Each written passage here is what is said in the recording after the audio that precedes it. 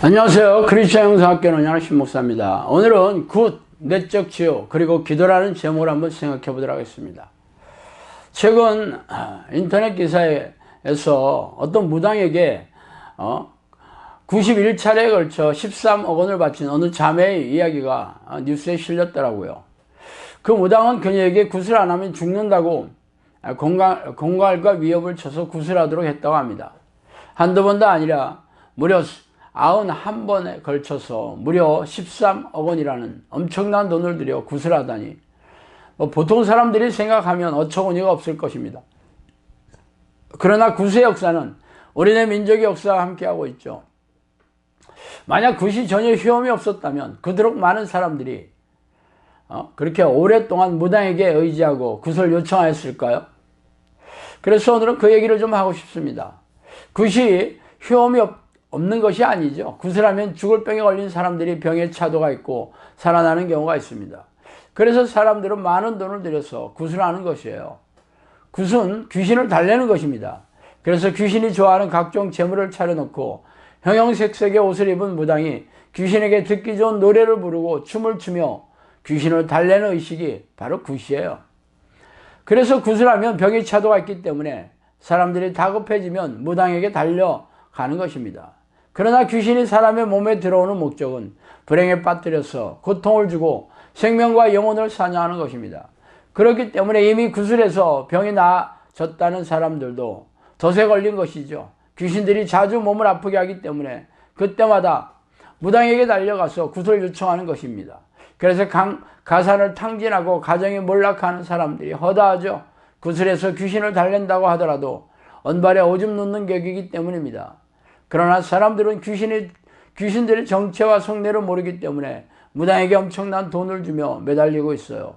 무당이 섬기는 귀신들은 조상신, 산신령, 선녀 등으로 위장을 해서 다가오지만 그들의 목적은 한결같습니다. 사람을 죽이고 멸망시키는 것입니다.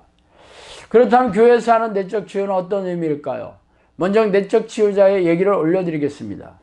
그들은 예수를 믿은 후에도 예전의 악습관을 버리지 못하거나 문제 행동을 한다고 하죠. 어렸을 때 심한 폭행을 당하거나 부모의 이혼으로 인한 상처 등이 있다면 성인이 되어서도 부모를 증오하며 용서하지 못하고 살아갑니다. 그래서 성령께 이 상처를 맡기고 치유받는 것을 내적 치유라고 말하더라고요.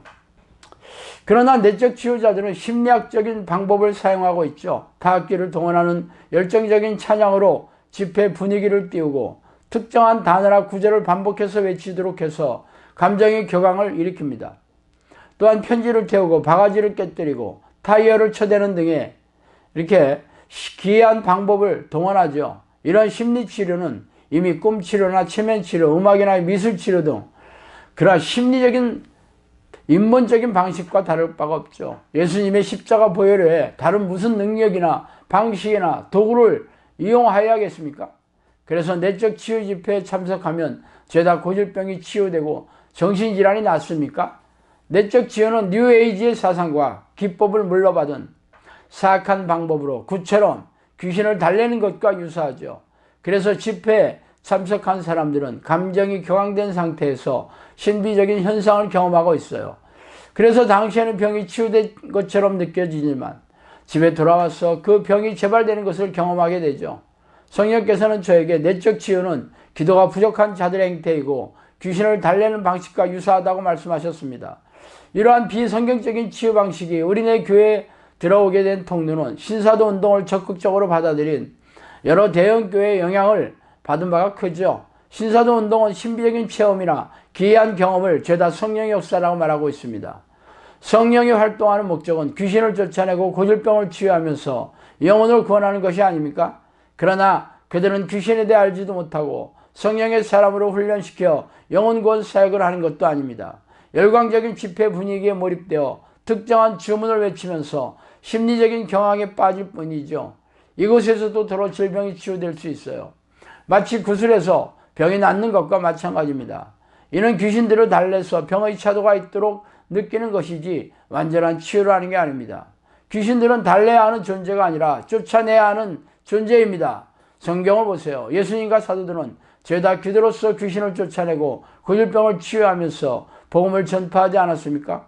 그런데 왜 성경에도 없는 기이한 방식이 동원되어 그 아주 신비한 현상을 보고 열광하고 있는 것이죠? 이 시대에 들어와서는 질병을 고치는 예수님의 보혈의 능력이 사라지기라도 했다는 말입니까?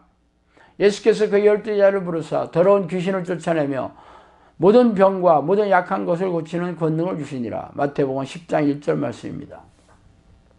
그렇다면 왜 크리스천들은 기도만으로 질병의 치유를 받지 못하는 것일까요?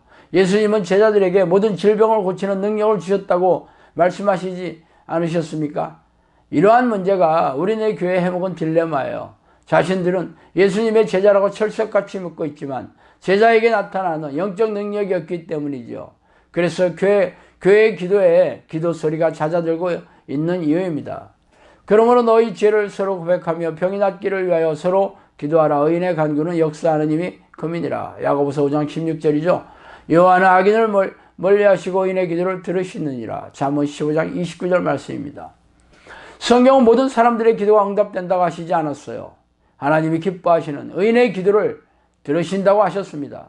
그러므로 당신의 기도에 응답이 내려오지 않거나 질병을 치유하지 못한다면 하나님께서 당신을 의인으로 여기시지 않는다는 증거이죠. 아무리 자신의 영적 기도나 주일 성수 혹은 희생적인 신앙 행위를 들어가며 십자가의 보혈의 공로로 자신의 죄와 용서함을 받은 의인이 되었다고 소리를 고래고래 지르더라도 말입니다.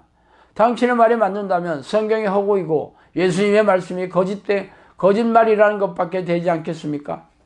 하나님이 바울의 손으로 놀라운 능력을 행하시게 하시니 심지어는 사람들이 바울의 몸에서 손수건이나 앞치마를 가져다가 병든 사람에게 얹으면 그 병이 떠나고 악기도 나가더라. 이에 돌아다니며 마술하는 어떤 유대인들이 시험삼아 악기 들린 자들에게 주의 예수의 이름으로 불러 말하되 내가 바울이 전파하는 예수로 의지하여 너에게 명하노라 하더라. 유대의 한 제사장 스게와 7 아들들도 이 일을 행하더니 악기가 대답하여 이르되 내가 예수도 알고 바울도 알거니와 너희는 누구냐 하며 악기 들린 사람이 그들에게 뛰어올라 눌러 이기니 그들이 상하여 벗은 몸으로 그 집에서 도망하느니라.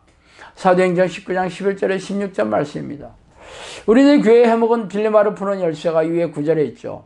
바울의 앞치마나 손수건만으로도 악기가 쫓겨나가고 질병이 치유되었습니다. 그래서 제사장 스게와 7 아들들도 바울이 말하는 예수의 이름으로 귀신을 쫓아내었죠. 그랬더니 귀신이 예수도 알고 바울도 알지만 너는 누구냐면서 그들에게 올라타서 흠씬 패주고 있죠.